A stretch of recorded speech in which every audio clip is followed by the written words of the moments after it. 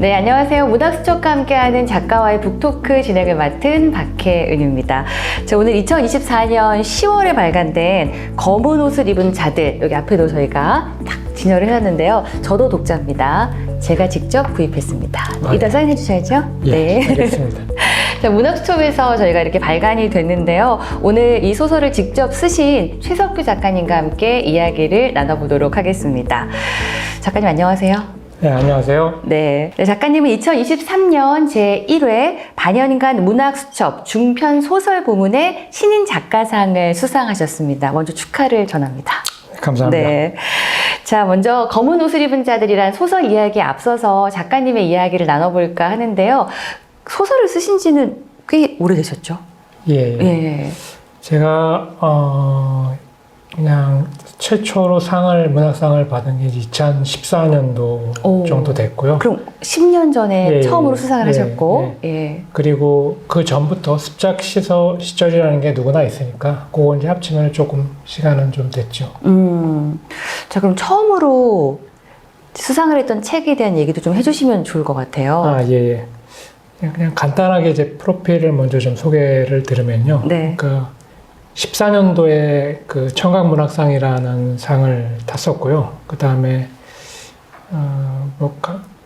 대표적으로 경부일보에서 하는 문학대전이라는 게 2018년도에 상을 받았었고, 네네. 그리고 20년도에 그 국가예술지원 사업 지원을 받아서 첫 번째 소설집을 냈고요. 그리고 23년도에 이번 그 문학수첩에서 중편 부문 소설 수상을 했고요. 그리고 올해 24년도에 그 아르코 문학 창작 기금이라고 하는 게 있는데 거기서 이제 그 선정이 돼서요. 네. 이번에도 이제 문장액진에도 올라갔습니다. 이렇게 수상 경력들이 꽤 있으신 편이에요, 그죠? 예. 네. 이 글을 쓰다 보면 꼭 우리가 상을 받으려고 글을 쓰는 건 아니지만 이 글을 쓰는 과정에서의 수상이라든가 기금의 과정들이 좀 힘이 좀 많이 되죠?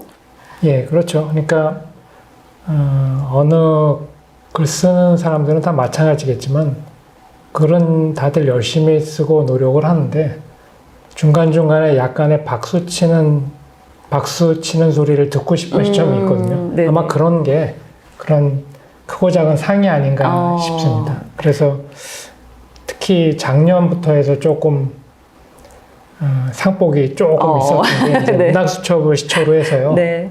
그 이후로도 이제 올해 그 24년도 아까 아르코 문학 창작 기금 이런 것도 선정이 됐었고요. 이런 것들이 해서 뭔가 좀 소위 말해 문운이 열린다고 하는 그런 네. 기운이 좀 아주 약간 느껴봤습니다. 네네, 맞아요. 사실 글을 쓸 때는 이제 나와 책상 혹은 나와 이제 노트북 이렇게 둘만 있는 거잖아요. 네. 그러다 보니까 굉장히 많은 고민들의 시간이 있을 것 같아요. 내가 잘하고 있는 건가? 누군가가 내 책을 어디서 읽고 있는 건가? 그렇다면 그 사람들은 어떤 생각을 하는 건가? 이런 고민들이 굉장히 많으실 것 같은데 막 이런 수상이나 기금 선정 등을 통해서 아까 말씀하셨지만 누군가 나를 향해서 박수를 쳐주고 있구나. 이런 믿음의 시간들이 좀 될 것 같다는 생각이 듭니다. 네, 맞습니다. 자, 이미 이제 영상 보시는 분들 중에 검은 옷을 입은 자들이란 책을 접해보신 분들도 있겠지만 접하지 못한 분들께 저희가 얼마나 재미있는 소설인지를 지금부터 얘기를 드려야 되는데 이 책을 접하기 전에 작가님만 딱 보신 분은 시인이실까? 이제 굉장히 서정적인 에세이를 쓰지 않을까? 이렇게 이제 외모만 보고 생각할 수도 있을 것 같은데 저는 이 책 보면서 굉장히 몰입도 높은 약간 영화나 드라마 한 편을 보는 것 같다. 왜냐면 시작하면 중간에 쉬었다가 또 봐야지. 내가 다음 편은 내일 봐야지. 이렇게 생각되는 드라마가 있고 일단 시작되면 내가 몇 시인지도 모른 채 그 드라마에 푹 빠져서 종결까지 보게 되는 드라마가 있잖아요. 네. 저는 약간 그런 드라마라는 생각이 들었어요. 이 검은 옷을 입은 자들이 굉장히 좀 몰입도가 있고 그만큼 스토리 전개가 빠르다는 의미일 것 같거든요. 간단히 이제 이 책을 처음 접하실 분들에게 이래서 이 책은 읽어야 됩니다. 라는 소개를 직접 네. 해주신다면? 예, 일단은 이제 이 책이 이번에 나왔는데 이게 큰 얼개는 그러니까 요 표지 앞뒤에도 좀 써 있긴 하지만 그 어떤 선과 악의 대결 구도로 이렇게 읽힐 수가 있는데요.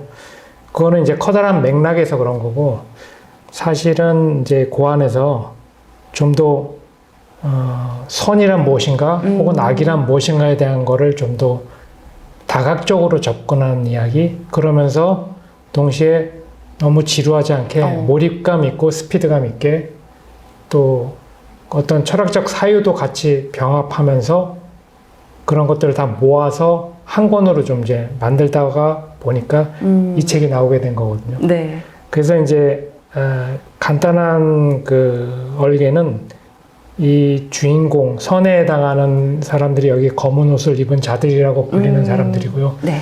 이제 이 사람들이 그 묵자의 후예들이 되는 거고, 그 다음에 이제 악의 축에 해당하는 사람들이 그 어떤 기업 조직 범죄의 그 수장과 그 밑에 그 범죄 두뇌라고 일컫는 사람들이 있거든요. 그런 네. 사람들과의 그 구도가 주 이야기입니다. 그리고 이제 그것을 추적하는 언론사가 있는데 거기 그 기자가 또 이것에 대해서 양쪽을 다 추적을 하면서 펼쳐지는 이야기라고 볼 수 있고요. 이게 이제 이 책의 일부에 대한 내용이고, 네. 그 2부가 또 있습니다, 이 뒤에. 근데 2부는 물론 큰 테두리 안에서는 서로 연결이 되긴 하는데요. 일부의 일종의 프리퀄 같은 느낌? 왜 그런 이야기가 전개됐는지에 대한 정보를 조금 더 주는 이야기가 그렇죠. 오히려 2부에 등장을 하는 거죠. 거기서는 이제 또 새로운 빌런이 나오는데 그 빌런하고 또 일부에서 계속 이거를 추적하는 그 기자가 또 전면에 나서서 그 둘 간의 팽팽한 두뇌 싸움 같은 것이 이제 연결이 되고요. 아울러서 이것을 이제 1, 2부를 통합해서 볼 때 결론을 말씀드릴 수는 없지만 안 되죠. 왜냐하면 이게 결론이 굉장히 중요한 이야기이기 때문에.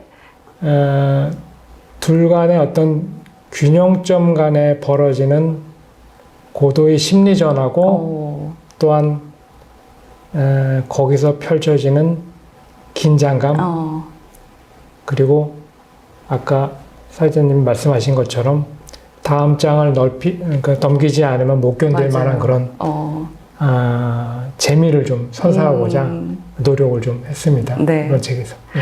사실 검은 옷을 입은 자들, 그 책을 선택할 때 제목, 표지, 전혀 이제 지식이 없이 책을 선택할 때는 그런 것도 이제 한몫을 하게 되는데 그냥 검은 옷을 입은 자들, 그러면 이제 이 책 제목에 등장하는 사람이 뭔가 악의 축일 것 같고 뭔가 어두움을 상징하는 것 같은 느낌이 드는데 되려 이 안에서는 검은 옷을 입은 자들이 선에 해당하는 역할을 하는 거죠. 예. 느끼셨을지 모르겠지만 그래서 제가 오늘 올 블랙으로 입고 와봤다는 점을 한 번 더 말씀을 드리면서 자, 우리 그런 고민을 참 많이 하잖아요. 이 선과 악에 대한 거는 모든 문학 작품의 중심에 있지 않을까라는 생각이 들고 지금 잠깐 말씀도 하셨지만 끊임없이 악과 선이 대결하는 구조로 이 이야기의 흐름이 쫙 흘러갑니다.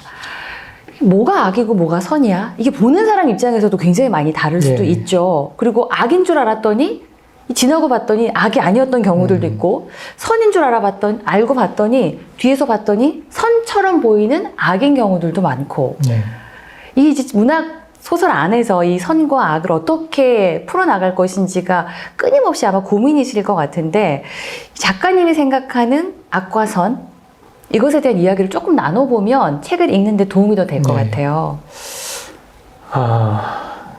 처음에 이런 종류의 책을 이제 구상을 할 때 어떤 식으로 써야 될지가 문제가 아니라 그 본질적인 선과 악에 대한 생각을 먼저 하게 됐어요. 그렇죠. 일단 나름의 정의를 좀 내리고 싶었는데 나름대로 이제 책을 많이 읽고 또 강연도 좀 듣고 여러 가지 자료 조사하다 보니까 계속 모르겠더라고요.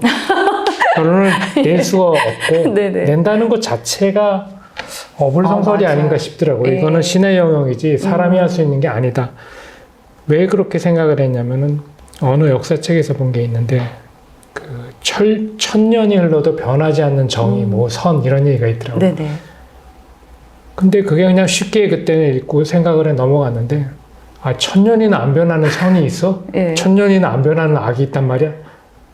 근데 뭐가 있나 생각을 했는데 그거를 못 찾겠더라고요. 지금 와서도 이건 지금 와서는 유효하지 않은 얘기가 아닌가 싶어요. 예를 들어서 이제 그 삼강오륜 여기서 뭐 5가지 중에 이제 장유유서 이런 걸 보면 그게 사실은 어른과 아이와의 어떤 질서를 말하는 거잖아요. 네네.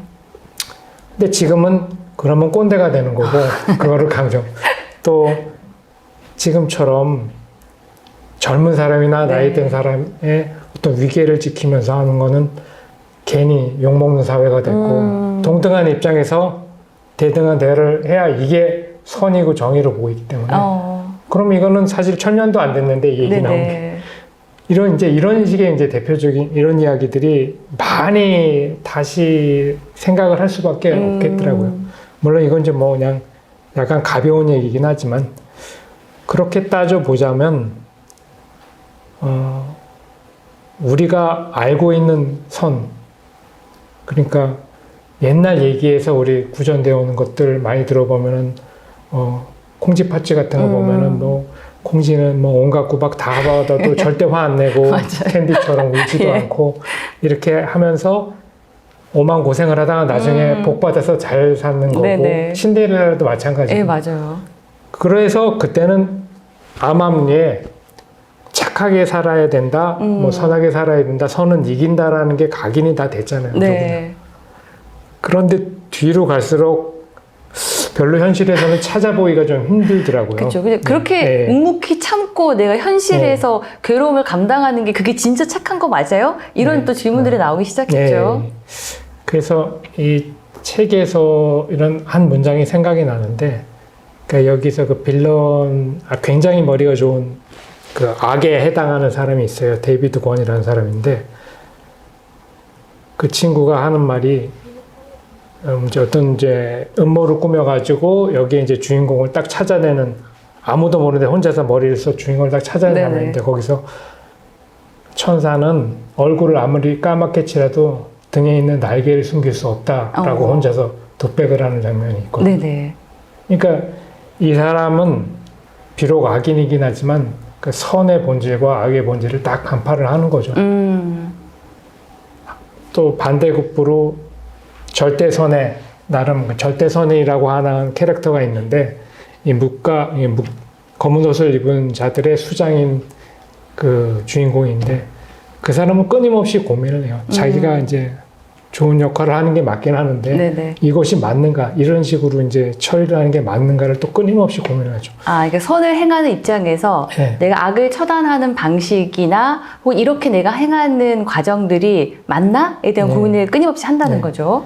결국엔 그 사람도, 그리고 그 사람 집단도 옳다고 생각하는 일, 정의를 행하려고 하는데 결국 악의 방법으로 쓸 수밖에 없는 거에 대한 갈등. 네네. 그런 것들이 지금 많이 녹아들어 있습니다, 책에. 뭐 그런 면에서도 제가 이제 생각했던 것들, 아까 앞서 말씀드렸던 그 혼란스러운 시점에 그 정의에 대해서 이제 고민을 하다가 이제 이 책이 이제 만들어진 거고요. 네네. 또 우리가 생각할 때 왜 이렇게 그게 이제 좀 혼란스러운가를 따져보다 보니까 우리가 너무 사회가 지금 다각화가 돼가지고 뭐가 옳다고 보기가 어려워요. 그러니까 맞아요. 예를 들어 뭐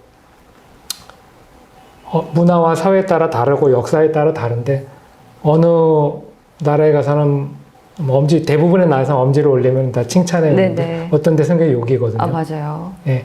그런 식으로 시대와 문화가 다르면은 좋은 곳이 될 수도 있고 나쁜 곳이 될 수 있다. 이런 것들이 좀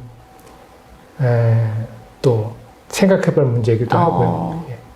이 선과 악에 대한 이야기가 자칫 좀 지루하고 나 그런 얘기 안 하고 싶어, 어려워 라고 좀 밀어둘 수 있는 이야기일 수도 있는데 굉장히 흐름이 빠른 이야기 안에서, 왜냐면 요즘이 좀 속도가 느리면 또 좀 지루해하고 감당하기 어려워하는 부분이 좀 있는 것 같아요. 근데 이제 굉장히 빠른 호흡으로 가는 그 안에서 자연스럽게 평소에 할 수 있는 고민들을 숙제처럼 좀 던져주는 소설이 아닌가. 그래서 평상시에는 어려워서나 이런 생각 안 할 거야 하지만 책을 따라서 빠른 호흡으로 가다 보면 나도 모르게 그런 생각을 하게 되는 책이 검은 옷을 입은 자들이 아닐까라는 생각을 하게 됩니다.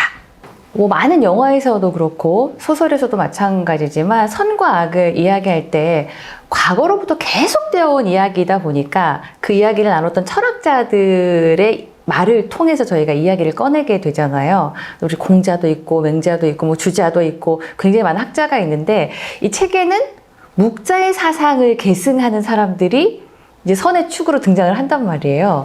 근데 이제 묵자라는 이름이 뭐 들어봄직한 이름이지만 다른 이제 그 앞서 나갔던 유명한 당대 그 학자들에 비해서는 조금 묻혀져 있는 이론이기도 하거든요. 근데 묵자가 이 선의 주인공으로 등장하게 된 이유가 있을까요? 이 주인공을 처음에 어떤 인물로 정할까 하다가 아무래도 좀 역사와 전통이 있어야 되니까 이제 아무래도 우리가 동양권이고 해서 네. 이제 뭐 공자, 맹자 이런 이제 사상을 소위 말해 기원전의 그 제자백가 사상을 중에서 하나를 선택을 좀 해서 네. 끌어올까 하고 찾아보니까 공자, 맹자 그리고 노자 정도는 굉장히 많이 연구가 되고요. 그렇죠. 책도 워낙 많습니다. 예. 뭐 사극은 물론 말할 것도 없고요. 현대에서도 좀 많은데 근데 상대적으로 묵자는 없거든요. 실제로도 사료가 많이 전소가 돼서 네. 남아있는 게 별로 없어요. 오. 그래서 비교적 최근에나 좀 중국에서 연구가 됐고 한국에서도 조금 나와 있어요. 그래서 이제 자료를 좀 사료랑 이런 걸 좀 찾아보니까 네. 국내에 있는 웬만한 묵자 책은 거의 다 읽어봤을 겁니다. 근데 아주 매력적인 부분들이 있더라고요. 네. 다른 제자백가랑 그 달리 그때 사상과 달리 굉장히 실천성이 굉장히 높은 그러니까 좀 우리 현대 말로 바꾸면 행동하는 사상가 이 정도 됩니다. 예. 공자말 맹자말이 아니라 소위 말해서 일단 몸으로 네, 내 몸으로. 생각한 건 몸으로. 네. 예, 네. 그러니까 그 묵가인이라고 하는 조직이 그러니까 조직이라고 하기는 좀 그렇고 그 따르는 추종 세력이죠. 묵자를 따른 사람들이 워낙 군대처럼 체계적인 사람들이라서 어떤 일을 이제 벌일 때 아주 급진적이면서도 단호한 면이 있었어요. 네네. 그 당시에 자료를 보니까. 그래서 이제 그 수장이 거자라고 하는 수장이 자기 아들이 뭐 잘못했을 때 그냥 자기 아들까지도 그냥 사형을 시켜버릴 정도로 아주 그냥 법치적인 진짜 행동파네요. 법과 이상의 막 예. 그런데 이제 전국 시대에 통일되고 나서 이게 이제 동진 시대에 넘어가서 진나라 들어가고 나서 거의 모든 사상을 다 없애고 공자 남고 뭐 맹자 남고 해서 우리까지 지금 내려왔는데 네네. 실제로는 이 사람들이 순식간에 사라졌거든요. 그 사상이 왜 그런지는 지금도 연구 중이긴 하지만 네네. 뭐 그 나머지 사상은 이제 필요 없어요. 통치하기가 좋기 때문에 그랬다는 얘기가 뭐 지배적이긴 한데요. 아무튼 그것이 사라졌기 때문에 어떻게 보면 나머지 없어진 부분에서는 작가의 상상력으로 대체할 부분이 많다는 얘기기도 하거든요. 그리고 비밀리에 이어져서 지금까지 나와 있다면은 그것만큼 만들어서 예. 좀 빛나게 주인공을 세우기가 좋은 부분 저기도 없을 것 같아가지고요. 네네. 그래서 이제 묵가를 전면에 등장을 하게 된 겁니다. 그렇게 생소한 이제 학파나 사상들이 좀 이어져서 왔다는 것도 좀 책의 재미있는 부분 중에 하나라 생각이 들었습니다. 네, 지금 문학수첩과 함께하는 작가와의 북토크, 오늘은 검은 옷을 입은 자들의 작가 최석규 작가와 함께 이야기를 나누고 있는데요. 책이 그래도 꽤 두꺼워요. 이렇게 옆으로 보시면. 이 수많은 문장들이 다 작가님에게는 굉장히 소중하겠지만 이 책 가운데 직접 낭송으로 우리 책을 읽는 분들에게 전하고 싶은 부분들이 특별히 있을까요?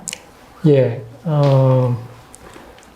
저도 이제 쓰고 나면은 금방 네. 까먹고 따로 이제 여기서 발췌를 해서 좀 적어 왔는데요. 네. 아무래도 이제 책 처음에 표지 앞부분에 들어가는 서두 말이 있어요. 근데 이게 사실은 제가 쓴 건 아니고 독일 시인 하인리 아인의 글이 있거든요. 이분이 이제 괴테나 실러 같은 그 거장 중에 독일 그 문학 거장 중에 한 명이고요. 이분 시가 슈만이나 슈베르트의 가곡에도 많이 썼거든요. 되게 유명하신 분인데 네. 여기에 이런 말이 있어요. 선한 사람은 세상에서 자신이 만든 천국을 경험하고 악한 사람은 자신이 만든 지옥을 경험한다. 이게 이제 다른 데서도 아마 들어보신 분이 있을 텐데 네. 이거를 딱 봤을 때, 아, 이 책을 완전 관통하는 내용이구나. 실제로도 이제 그런 내용이 좀 들어가서, 그래서 이걸 썼고, 소설 속에서도 그 중요한 인물 중에 한 명이 이거를 자기네 이제 블로그나 그 SNS에 딱 올려놓은 거를 막 설명하는 장면이 나옵니다. 네네. 그리고 이제 그 1, 2부로 나눠서 조금, 이야기는 이제 한 흐름이지만 조금 나눠서 생각을 해봤을 때 제일 1부에서 작가가 좀 힘을 실었다고 하는 부분은 이런 거라고 생각을 해요. 제가 생각할 때는. 그 범죄 피해자 단체가 있는데 여기 그 대표로 계신 수연이라는 인물이 있어요. 그 사람이 이제 꽃밭 같은 거를 이제 꽃장사도 하고 꽃밭 같은 거를 이제 그 안에서 다루면서 산수국 꽃에 대한 이야기를 하는 장면이 있거든요. 거기에 이제 이런 대사를 합니다. 꽃장사를 하면서 하나 깨달은 게 있어요. 진짜 꽃이니 가짜 꽃이니 누가 더 예쁜 이름을 가졌느니 누가 원조 이름인지 그런 걸 규정하는 건 결국 인간이잖아요. 꽃은 하등 관심도 없을 텐데 우리 사회도 쓸모있는 삶과 쓸모없는 삶이 같이 존재하는 이유가 분명히 있을 거예요. 산수국 꽃잎처럼요. 각자 다른 이유로 존재하지만 사실 같은 이유로 존재하는 것은 아닐는지 우리가 여기 이렇게 모인 이유도 그렇고요. 근데 이게 조금 아이러니한 게 이게 되게 좋은 말이긴 한데 이거를 들려주는 상대가 상당히 문제가 있는 인물입니다. 이 대상자가? 네. 그러니까 이게 배치를 일부러 좀 그렇게 의도적으로 시킨 면도 있고요. 그러니까 내가 아무리 좋은 말, 선의를 베풀어도 아까 한 것처럼 그 상대가 어떤 사람이냐에 따라 다르게 될 거라고 저는 생각을 합니다. 그리고 이제 2부에서는 그 여기서 연쇄살인범이 기요틴이라는 인물이 나오는데 네. 이 사람과 그 1, 2부에서 주인공급으로 나오는 거 이기호라는 기자가 있어요. 네네. 거기서 이제 둘이 대담하는 와중에 하는 얘기가 있습니다. 남자는 내 표정을 살피더니 웃으며 손을 내저었다. 아, 오해는 마십시오. 저 스스로 현대판 마코리테스가 되길 원하는 건 아니니까요. 그렇다고 시민을 대표하는 핑계로 무소불위의 독재 살인마가 된 시민정부의 로베스피에르 추종자도 아니고요. 인간 DNA 속에 각인된 정의, 그 정의에 대한 믿음이 18세기 파리뿐만 아니라 지금도 여전히 유효하다는 것을 전 그 사실을 믿을 뿐입니다. 믿음은 신념이고 신념은 행동으로 이어져야 합니다.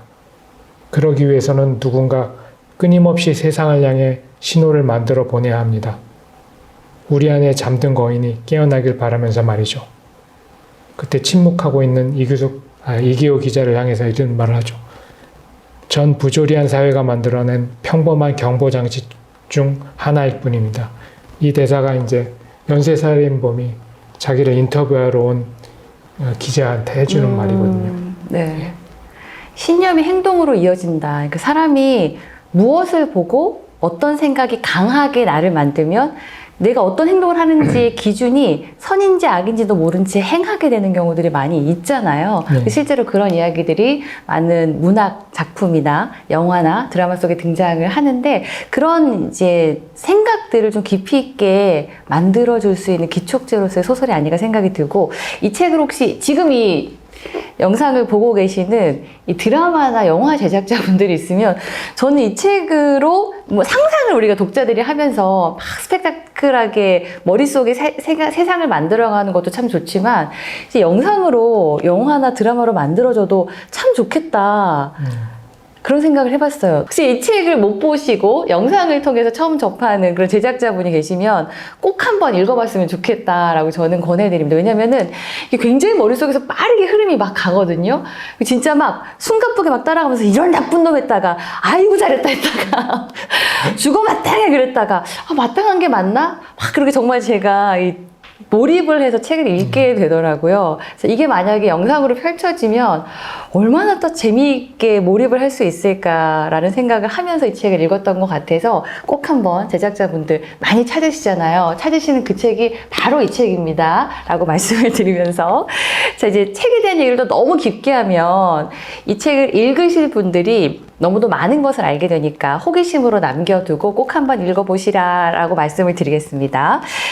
소설을 쓰시는 분들 보면 항상 궁금한데 어릴 때부터 뭔가 좀 엉뚱한 생각들을 많이 하셨을까? 이게 궁금하거든요. 어떻게 소설을 쓰게 되셨을까요? 어릴 때 모범생이었어요. 아, 공부 열심히 하고. 아, 예, 뭐, 네. 아니요. 문자가 아니고요. 사실은 이제, 처음에는 이제 글을 쓰는 사람이 되고자 하는 생각을 아예 안 했어요. 그런 쪽이 아니고, 전 또 이런 문학 쪽을 전공한 사람도 아니고요. 오. 예, 그냥 이공계 출신이고, 어머머. 일도 평생 지금까지 그쪽 일만 하고 있거든요. 이공계 쪽으로. 아, 그러면 예. 어릴 때부터 왜 좀 글 잘 쓰는 친구들 있잖아요. 네. 얘는 커서 글로 좀 뭐 한가닥 하겠다. 네. 이런 친구들은 어릴 때부터 좀 눈에 띈단 말이에요. 근데 우리 최석규 작가님은 전혀 어릴 때는 뭐 글로서 두각을 드러낸 일은 별로 없었다라고 생각하면 될까요? 예, 초등학교 때 그 학교 대표로 100일장 나온 거 외에는 없었습니다. 아, 네네. 예. 그런데 이제 제가 직장을 이제 여러 번 바꿨는데 네. 그 전 지금 말고 그 전 직장에서 한 번은 이런 일이 있었어요. 예, 그때 이제 뭐 제가 뭐 하여튼 큰 통신회사에 다녔었는데 거기서 전시회를 하느라고 서울 어디 가가지고 뭐 며칠 동안 밤새면서 뭐 만들어가지고 막 전시하고 뭐 이런 일을 했어요. 네네. IT 쪽에 있어가지고. 그러고 이제 다 끝나고 이제 완전 기진맥진해서 다시 돌아가고 있었는데 그때 당시 이제 직장이 대전에 있어가지고 서울에서 대전으로 가는데 이제 새벽이 뒤에다 잔뜩 장비랑 뭐 네. 팜플렛 기타 등등 다 케이블이랑 싣고 가는데 어떻게 국도로 가다가 딱 걸렸거든요. 신호 사거리. 근데 아무것도 없고 진짜 불빛밖에 없어요. 깜깜한데. 네, 그런데 예. 이제 저기 작은 집에 이제 불이 이렇게 노랗게 떠 있는데 갑자기 뭐랄까 감정이 약간 요동을 쳤다고 해야 되나, 뭐 각성을 했다고 해야 되나. 네네. 이렇게 살고 싶지가 않더라고요. 갑자기 어느 순간. 아, 이렇게 내가 막 밤늦게까지 예, 막 일을 마치고 예, 뭐 설치했다 풀었다가 막 예. 잠도 못 자고 막 이렇게 힘들게 어쨌거나 집으로 가는 길인 거잖아요. 어. 그때가 아마 30대 중반 좀 넘었을 거예요. 예. 그러니까 한참 뭐 앞을 보고 달리다가 그러다가 내가 이렇게 살아야 되나 생각하다가 뭔가를 좀 다른 삶을 좀 살아볼까 했는데 그게 구체적으로 뭔지는 잘 몰랐죠. 그러고 나서 이제 찾은 게 그리고 만난 게 문학이었고, 예. 그 전에도 뭐 책을 뭐 가까이 하는 편이긴 했는데 네. 아무래도 이제 직장 다니면서 먹고 살기 위해서는 아무래도 좀 힘들었으니까 예. 그 이후로 이제 글을 쓰게 되었던 것 같아요. 예. 그러면 다른 일을 하시면서 예. 그 틈새 시간을 네. 내셔서 글을 쓰셨던 거네요. 예, 지금도 뭐 직장 다니면서 네. 그 남는 시간에 제가 글을 계속 쓰는 거고요. 예, 항상 그렇게 썼기 때문에. 네네. 이제 초반에는 그거를 균형 유지하기가 되게 힘들었는데 지금 이제 어느 정도 이제 좀 익숙해져가지고 뭐 당연히 직장에서는 월급을 받고 뭐 해야 되니까 일을 하는 건 당연한데 나머지 시간도 네. 헛되이 보내지 않기 위해서 좀 이렇게 시간 관리를 잘 해야죠. 글을 쓰면 네. 아무래도 이제 쓰는 것뿐만 아니라 읽는 시간도 꽤 그렇죠. 많이 필요하기 때문에 예, 그래서 좀 그런 것들은 좀 관리를 좀 많이 해야 됩니다. 예전에는 글 쓴다 그러면은 뭐 글 쓰는 것도 전공을 하고 또 글 쓰는 사람들하고 같이 이제 어울리면서 여러 가지 생각들도 나누고 이러면서 이제 글도 완성해내고 책도 내고 했는데 최근에는 굉장히 각자 일을 하면서도 이렇게 작가님처럼 한 권에 이렇게 멋진 소설을 완성해내고 이게 가능할까 싶은 일들을 하시는 분들이 굉장히 많이 계신 것 같은데 그만큼 하고 싶은 얘기들이 안에서 많이 생기신다는 다른 의미일 수도 있을 것 같아요. 문학이 다 좋긴 한데요. 저는 이제 소설뿐만 아니라 시도 많이 읽고 뭐 에세이나 뭐 그 문학 외에도 다른 뭐 과학 서적부터 뭐 여러 가지 책을 다양하게 읽거든요. 근데 그 읽는 것 자체가 즐거운 행위이기 때문에 저한테는 거기를 어떻게 보면 힐링을 받는 거기도 하고 하는데 그래도 무엇보다 제일 재밌는 건 저한테는 소설이 아닌가 싶어요. 왜냐하면 그 뭐 모든 예술 장르, 미술, 음악, 뭐 춤 이런 것들도 다 어떤 창작자의 강력한 감정과 생각의 전달 그쵸. 매개잖아요. 예. 근데 이 글로써 활자로 남긴다는 거는 어떻게 보면 읽는 사람으로 하여금 상상력을 되게 자극을 주거든요. 음악은 귀에 인풋을 넣는 거고 미술은 눈에 인풋을 네. 넣는 건데 활자는 물론 글을 눈으로 읽긴 하지만 결국 돌아가는 건 머릿속에서 그쵸. 펼쳐지는 이야기거든요. 예. 그게 되게 매력적이더라고요. 그래서 똑같은 말을 해도 만약에 머릿속을 MRI로 촬영을 한다면 해서 그게 보여줄 수 네네. 있다면은 이제 다양하게 똑같은 글을 봐도 똑같은 책을 봐도 다양하게 펼쳐질 것 같은 생각이 되게 재미있더라고요. 예. 그게 아마 소설의 제일 좋은 장점이 아닐까 싶어요.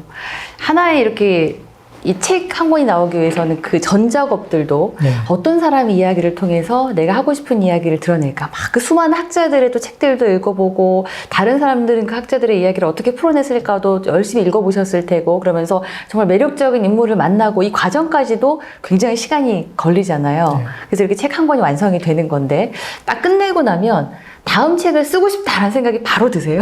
아니면 좀 쉬고 싶다라는 생각이 먼저 드세요? 이거는 아마 작가분들마다 다 다를 것 같긴 네. 한데요. 어떤 분은 딱 하고 나서 좀 휴식기를 가져야 충전이 필요하다는데 네. 저는 아무래도 시간이 전업 작가가 아니다 보니까 네. 시간을 이렇게 내지 못하니까 뭐뭐 했습니다. 끝하고 찍으면 바로 다음 거 넘어가야 됩니다. 바로 다른 거 써야 됩니다. 예. 그래서 제가 보면 시간은 뭐 이렇게 하루 종일 쓸 수가 없기 네. 때문에 하다 쳐도 횟수로 따지면 거의 1년 내내 쓰는 것 같아요. 쉬는 날이 거의 없을 것 같습니다. 예. 일하지 않는 그 외의 시간에는 다 쓸 수밖에 없거든요. 안 그러고서는 이 책도 최초 집필부터 완성 때까지 보니까 2년 반 이상이 걸렸거든요. 그러니까 그 틈틈이를 잘 쪼개서 썼기 때문에 네. 그 정도로 쓸 수 있지. 만약에 뭐 시험하면 아마 더 오래 걸리지 않았을까 네. 싶네요. 그 말은 지금 또 뭔가 다른 소설의 집필을 하고 계시는 중이다라는 이야기로 들리는데 앞으로 이제 지금 쓰고 계시거나 혹은 앞으로 쓰고 싶은 소설은 어떤 이야기실까요? 일단은 원래 제가 단편 소설을 좋아해서 단편 소설을 워낙 좀 많이 썼거든요. 그것도 이제 아직 미공개된 것도 꽤 편수가 되고요. 그거 이제 모아서 소설집을 좀 만들어 보는 것도 그거 좋을 것 같고, 그리고 이제 장편도 이제 완성된 게 한 편 있고요. 그 다음에 집필 중인 게 또 한 편이 더 있습니다. 네. 그 전에 쓴 것도 그렇지만 이것도 그렇고 이제 하드보일드한 약간 스릴러물이긴 한데 꼭 그것만 쓰는 건 아니고요.